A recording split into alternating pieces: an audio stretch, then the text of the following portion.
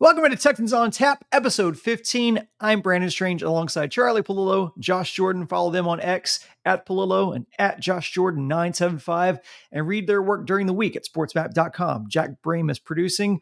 You can support us just by hitting like on this video and subscribe if you're watching us on YouTube. And if you prefer listening to your podcast, every episode is available on your favorite podcast app, and give us a 5-star rating while you're there. We do appreciate it. Gents, we knew this was going to be a tough game because the Bucs have a good defense. We didn't account for every step of the way, the difficulty getting ratcheted up, injury after injury. And by the end of the game, it was a who's who of who is that? None more so than Dare Ngubawale. CJ Stroud and the offense only managed 10 points in the first half, but they win a shootout with 39 without their place kicker. So, first, where does this Texans win rank in the franchise's history in regards to excitement and improbability? And then second, what happened in the second half that allowed CJ to have so much success? Well, when you factor in that it turned out to be a point orgy, if you want to upgrade for that, none of us had it as a 76-point total, 39-37 game. And right strategy, kneeling down, not risking a kick block or a fumble, but boy, those who gave the Texans in 2.5. That's why it's called gambling, boys and girls. Look, they've had bigger wins in the moment. Really, 2 decades into the franchise, I thought it was kind of sad that you could still argue the greatest win in Texans history was the very first game because they beat the Cowboys as an expansion team. The J.J. Watt interception just before the half against Cincinnati, their first ever playoff game. Also, the expansion year, maybe the most bizarre win I can think of for any team. The Texans had 47 yards of total offense the entire game, 3 first downs the entire game. David Carr completed 3 passes the entire game, and they blew out the Steelers in Pittsburgh, 24-6, as Aaron Glenn had a couple of interceptions, returns for touchdowns. Those were all amazing wins. So I don't want to get into recency bias, but in terms of now what seems possible in the Texans' future, I don't know, Super Bowl contender this year, but when you have quarterback right and you have it with a rookie who in relative terms you have on the serious cheap for the next 3 years, and you are awash in salary cap space this coming offseason, the fast forward button on the Texans' return to first even looking like an NFL team, but now becoming a real threat and factor in the NFL. Star Trek, Warp Factor 5, Scotty. So by that criterion, it was one of the more exciting days. Obviously, in the last 3.5 years, there's been no competition.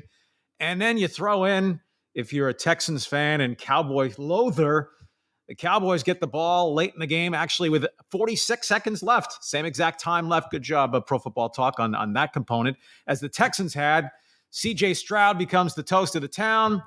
Dak Prescott takes a terrible sack and a delay of game, and the Cowboys fall just short. So for Texans fans, they haven't had a better Sunday than this in a long time.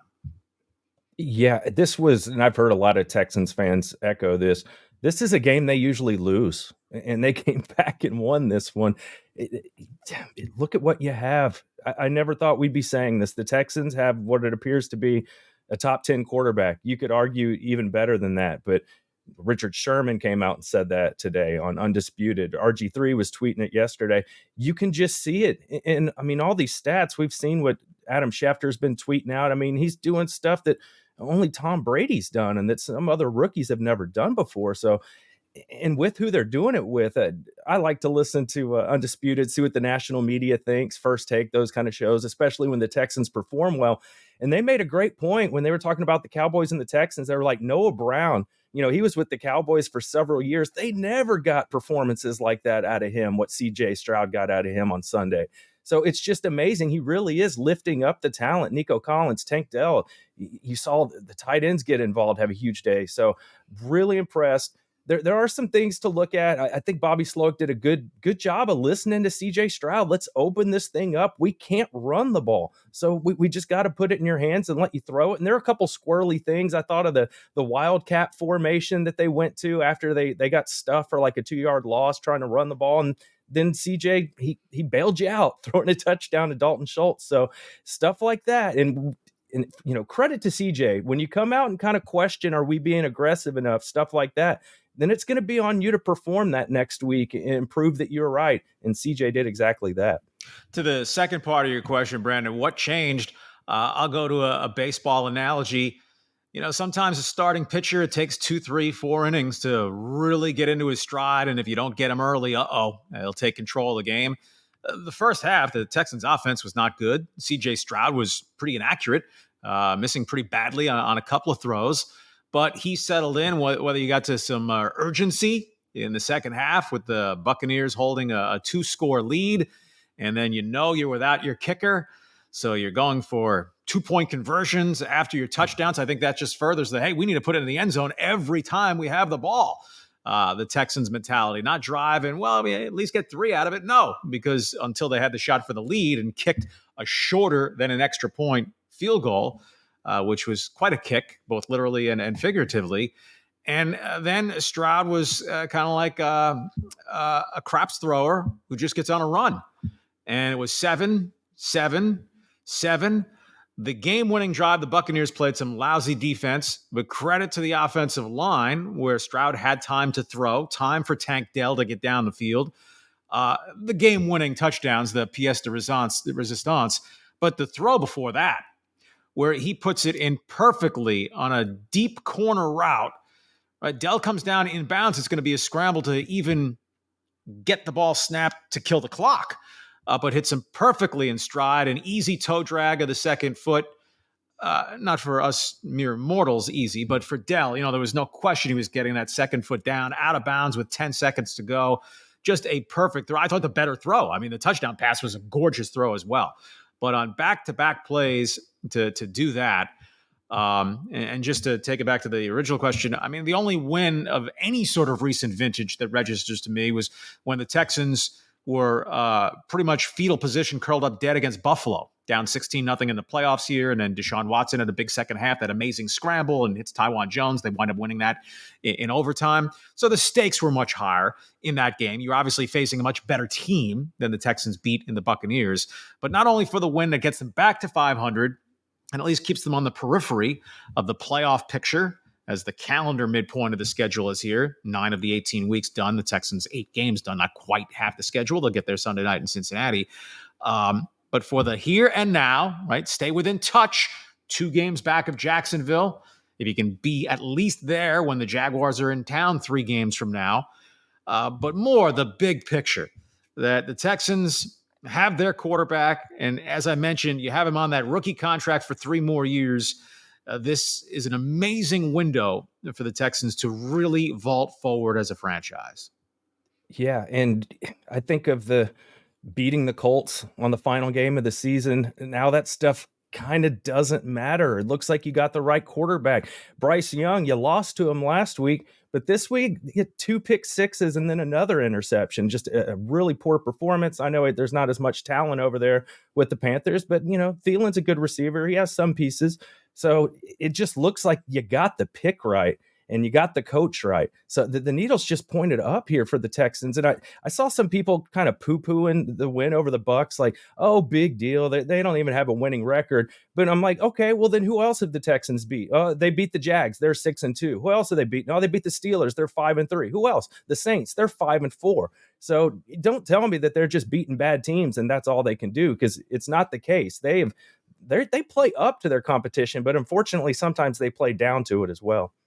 I mean, they were looking at a third game, all against NFC South opponents, where the defense capitulates on the final drive of the game and you swallow an L. And with 46 seconds left and no timeouts starting at your 25, where you needed the touchdown, right? Being down 4. I don't know what the logarithm percentage is, likelihood of going the 75 yards. And one thing I do think that can help a team in that spot is you need the touchdown. So you're not playing to get in field goal range. You need pedal to the metal aggression. And when they hit the first big play to get them out of the 25, in their own end. That was to Brown, right? To get him out across the 40 right away. I mean, 5 for 5 plus just a spike to kill the clock. That was, again, a pitcher's version of a perfect game from C.J. Stroud on that winning drive. In fact, the next 3 questions you pose, Brandon, if they're open-ended answers, whatever it might be, who's going to win the World Series next year? C.J. Stroud. Who could settle things in the Middle East? C.J. Stroud. Who should win Houston's mayoral race? C.J. Stroud. Default answer for the next 48 hours. Yes. Who's going to be in the most thumbnails on our videos? It will be CJ Stroud. That was a joke going back to last night with me and Josh. So let's talk about the run offense a little bit, because that's been a blemish on this team for several weeks now. They were without Dameon Pierce, but even with Dameon Pierce, they haven't had much success running. They were without him yesterday. And really once Kaimi Fairbairn went down, and it became evident that this was going to have to be a shootout, that the field goals were no longer going to play into this game. It seemed like the offense took on a different tenor. They knew they had to score touchdowns and touchdowns only. And I just wondered, seeing as what the results were, and I know, again, it's the Bucs, so we have to kind of temper our expectations and maybe measure what our thought process is here. But is there anything to be learned from Bobby Slowick and kind of what we saw when the offense really relied heavily on CJ Stroud that you can take into a game in which maybe it's not such an extreme circumstance as not having a place kicker and not having your number one running back? Look, Tom Brady set the record 17 games versus 16 for most pass attempts in the season. In a season, if you can't run the ball worth a damn, stop trying to run the ball, at least with adamancy that we're going to pound, we're going to ground and pound, we're going to run, we're going to stay committed to the running game.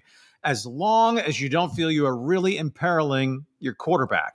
But rookie C.J. Stroud, this isn't David Carr 2002, where every time he dropped back, look out! And I just love Stroud's poise in the pocket. He can run, but he's never really looking to run. He's moving around to buy time, keeping his eyes downfield. That 8 games into his career, he's still thrown just 1 interception. Amusing, certainly in the aftermath of the result, that he throws one on the failed 2-point conversion. Well, that doesn't count in the statistics. It's a 2-point conversion. It's not a statistical play. So what's he at, 14-1? Yep. Rookie quarterback, grizzled veteran, all-time great. 14-1 touchdown to interception ratio is insane. And C.J. Stroud's done it the first 8 games of his pro career. Yeah, that 14-1 ratio, that is a record that ties Tom Brady for the best ratio in the history of the NFL. That's a pretty good list to be on for a rookie with Tom Brady. I think the other adjustment they made, and it was part CJ, part Slowick, was we saw those graphics going around on Twitter last week, how they were so predictable. They were running on first and second down more than almost any other team. They changed that up. They stopped running on first down so much in this game against the Bucs, and it clearly worked. You're not digging yourself out of a hole, 2nd and 9, or even worse, 2nd and 12. You're not doing that anymore. Give yourself a chance. That was the thing people complained about with even Bill O'Brien going back years before. Throw early. Don't put yourself in a hole like that. So it's nice to see a team that with a little bit of awareness and can pivot from week to week instead of from season to season. And if you can protect, I'm still not thinking the ideal is 45, 50 pass attempts per game. And even yesterday, Stroud came in at 42, which was lower than the first 2 games on average of the season.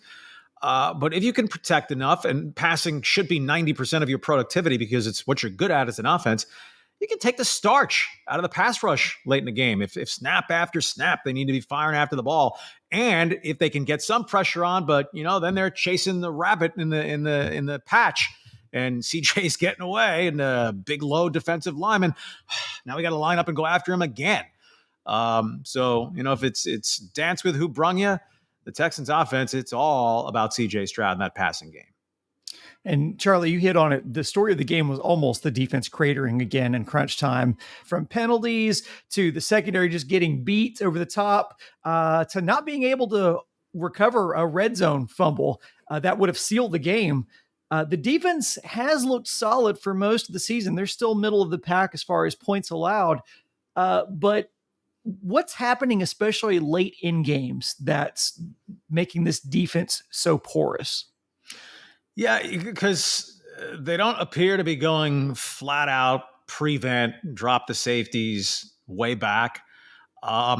Maybe their pass rush is losing a little starch late in games. And then Will Anderson gets knocked out a little bit late. You take him off the field, and obviously that hurts. And sometimes, you know what? The other team just makes some plays. I'm sure on the Tampa St. Pete side of the coin, they're thinking, our defense just fell apart. How do you let them go right down the field like that in 46 seconds? Well, CJ Stroud makes a couple of hellacious throws. Tank Dell, quick as a hiccup, is a tough cover. And sometimes you just get beat. So maybe that's part of it with the Texans defense. Baker Mayfield on balance played a very solid game himself. We talked last week about what an elite career Mike Evans has had to this point, so that he gets deep one time. You prefer it doesn't happen, but I mean, Mike Evans has burned a bunch of people in his decade in the league. Overall, the Texans outgained the Bucs by over 100 yards. They lost the turnover battle, had 115 yards in penalties, and still won. So if it's winning ugly, beats losing pretty every day, every time. Yeah, it was kind of the Texans really struggled last season, especially against the run game. We know that, and they've cleaned some of that up. But it's running backs in particular. Rashad White had a nice game. He had 2 touchdowns rushing, but he also caught 4 balls for 46 yards. Baker Mayfield did a nice job of avoiding the pass rush. This team, they're just not good at sacking the quarterback. Right now, they're 29th in the NFL with only 16 sacks. They got a couple against the Bucs on Sunday, but as you were just watching it, Baker just kept escaping and picking up first downs. And you had some big penalties too. That kind of hurt them. I remember early in the game, Godwin had a completion on 3rd and long after a bad holding penalty where they should not have picked up that first down, and they grabbed it no problem. Shaq Griffin also had a huge penalty that led to a field goal. So little things like that, they got to clean up. But for me, I think it's mostly pass rush. He just had all day. And if you let Baker scramble around like that with those wide receivers, he's going to pick up some first downs, especially late in games when the defense is a little gassed. Will Anderson's in and out, that kind of thing. So, and that looks like that's going to be an issue going forward. The defense is just kind of middle of the pack. And towards the end of games, they have trouble getting off the field. Yeah, improved defense. But in terms of personnel, no one's going to confuse the Texans with the Ravens or the Browns. Well, I think that pretty well surmises the game. Give me your player of the game. And I mean, there are some heroes definitely to be told in this game alone, but Charlie, let's start with you. Who's your player of the game? Well, in violation of my own premise that my answer would be, because if Josh is going there, I'll leave it for him. But of course it's CJ Stroud, but I'm going to go with Dario Ogunbowale. Not just because D'Amico Ryan said so in the locker room after the game, but what a story. Most famous to this point for being the brother of the woman who hit game-winning shots in the college basketball Final Four a few years ago for Notre Dame to win both the semifinal and then the national championship at the buzzer. Today, this week, she's his sister rather than he being her brother. The Bucs helped with a couple of stupid penalties to get the kickoff from midfield, but his kickoffs, getting into the end zone and converting the field goal, which was just a very fun moment as well as an integral play in the game. So I shall go for Ogunbowale. Yeah, that's obviously I could pick one of these receivers or Schultz, the tight end. They all had huge games, but I'm going with CJ Stroud. I'm taking the low-hanging fruit. He's the one breaking records, setting new historic things we've never seen before. So we've got to give it up to CJ. I'm going to go with Tank Dell, just because, I mean, I definitely think Ogunbowale is the best story of the game. CJ Stroud is the most obvious pick. So I'll go with Tank Dell, who made himself a target late in the game. 6 receptions for 114 yards. That's a 19-yard average for those who don't do math well, like me. That's 19 yards per catch. That's awesome. And obviously just a couple of huge touchdown receptions, none bigger than the last one. But obviously, I think Charlie may win this one, considering the fact that Ogunbowale accounted for 3 points that he really shouldn't have, and you win by 2. So that's going to be it for Texans on Tap for this episode. We're doing an early look at Texans Bengals in tomorrow's episode. And as always, you can listen to that early on podcast. So give us a follow on your favorite podcast app and go check that out. And if you're watching on YouTube, those links are in the description. Thanks for listening. And as always, go Texans.